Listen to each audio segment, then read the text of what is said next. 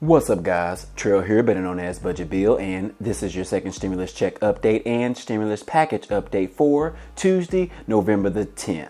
Well, it's Tuesday and Joe Biden is still considered the president-elect of the United States. Some Trump supporters and Republican senators are still not ready to accept the fact that President Trump has lost the election. As we begin the week, a few Republicans are standing behind Trump and the allegations of not having a fair election and standing on the side of illegal votes caused him to lose. As the country is still divided from the election, the progress of another stimulus relief deal appeared to be very slim. Both sides agree that we do need a second stimulus and they will support it, but each side wants to only support the bill that they prefer, which means there has to be some major negotiations on both sides to bridge the gap in order to get a deal done during the lame duck session. On Monday, following the election results, President Trump fired Secretary of Defense Mark Esper, and now he is threatening to fire the head of the FBI and the CIA. Also, there are some reports that if the lawsuits filed over the 2020 election don't hold up, President Trump could run again in 2024. And then we have some major great news regarding a vaccine to crush the COVID-19 virus that I want to share with you guys. Now, those are just some of the topics that we are going to cover today. But before we get started, be sure to like this video if you like this type of content. It definitely helps out a lot, and it takes a lot of time to research this information and to provide a scaled down version to share with you guys. Also, if you want to be a part of this community, we would love to have you. Be sure to subscribe to the channel and hit the notification bell to be notified of each new video. On Monday, the Trump campaign files a new lawsuit in Pennsylvania against the Secretary of State and 7 counties seeking an injunction prohibiting them from certifying that the state's results of the 2020 election are final. The lawsuit alleges that the Commonwealth implemented an illegal 2-tiered voting system in which voters were held to different standards depending on whether they voted in person or they voted by mail. The problem is, I understand that there may have been fraud happening and we definitely want to have a fair election, but most officials think that it's not enough to turn the dial in the other direction. Also, what about the fraud on the Republican side? No one is talking about that just yet. There is no way to say that there wasn't any fraud on either side. However, the issue is the amount of fraud and whether they can prove it or not. A law professor at the University of California said that some claims have already been rejected by the courts and others could have been presented months ago. He went on to say that none of the claims seem even slightly likely to lead to a difference in vote outcomes in Pennsylvania or in the presidential election. The Trump camp has vowed to fight until the very end while causing pushback to the Biden administration during the transfer of power. The GSA, or General Services Administration, which is in charge of approving transfer of power to a new presidential administration, is already resisting requests from Joe Biden, saying that the winner has yet to be determined. The GSA administrator, Emily Murphy, said that she will not initiate the transition until a winner is clear, based on the process laid out in the Constitution. So, Biden is going to have a little bit of trouble over the next couple of months with getting access into the White House. The president-elect is expected to become the 46th president on January the 20th, 2021.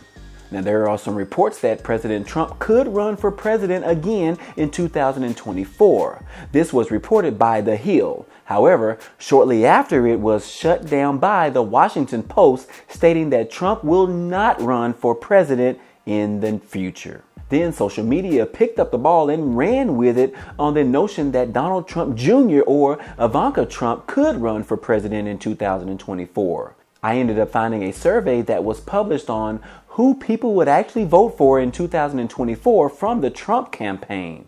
Mike Pence seems to be at the top of the list, followed by Trump Jr. So, tell me this, would you vote for either one of these parties on this list? I mean, Mike Pence will forever be known for having that landing pad for the infamous fly. Let me know your thoughts in the comment section.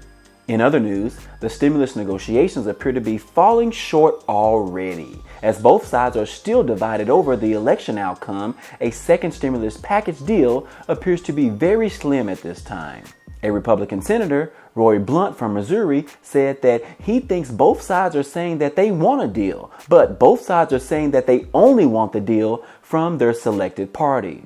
So, striking a deal during the lame duck session is not off to a good start. Prior to the election, President Trump called on Republicans to accept a big and beautiful stimulus package and that we will get one right after he wins the election.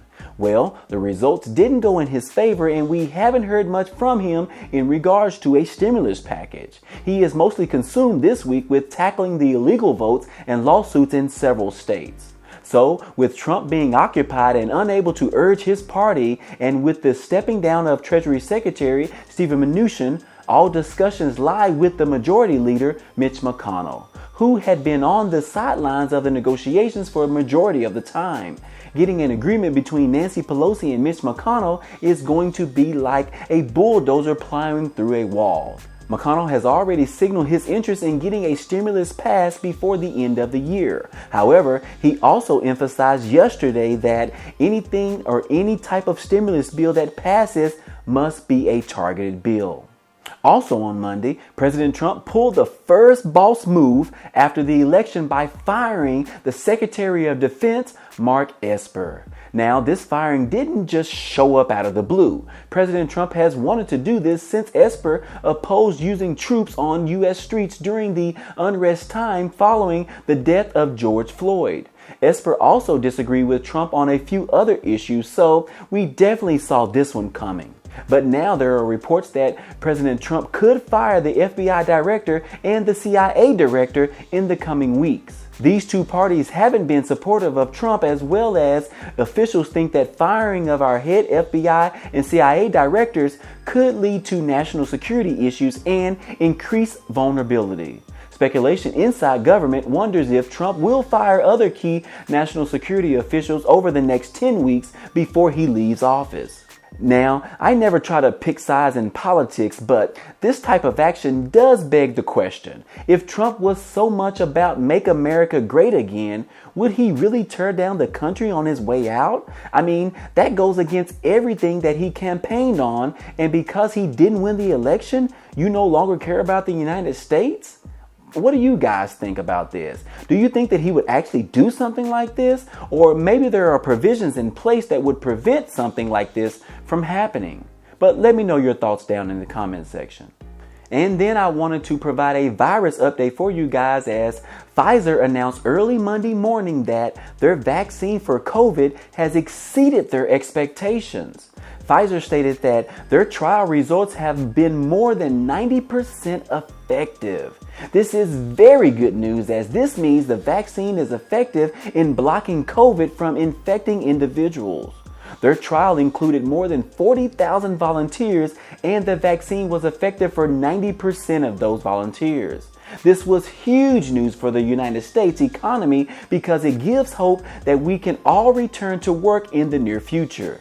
The stock market broke a record by opening up 1,700 points on this breaking news yesterday. As the United States surpassed 10 million virus cases yesterday, the great news couldn't have come at a better time. There are still questions regarding this vaccine, but it definitely brings hope to our future. And with that being said, this has been your second stimulus check update news for today. If you found value in this video, be sure to press the like button for me, as it really helps the channel out. Also, if you want to become a part of this community, be sure to subscribe to the channel and click the notification bell to be notified of each new video.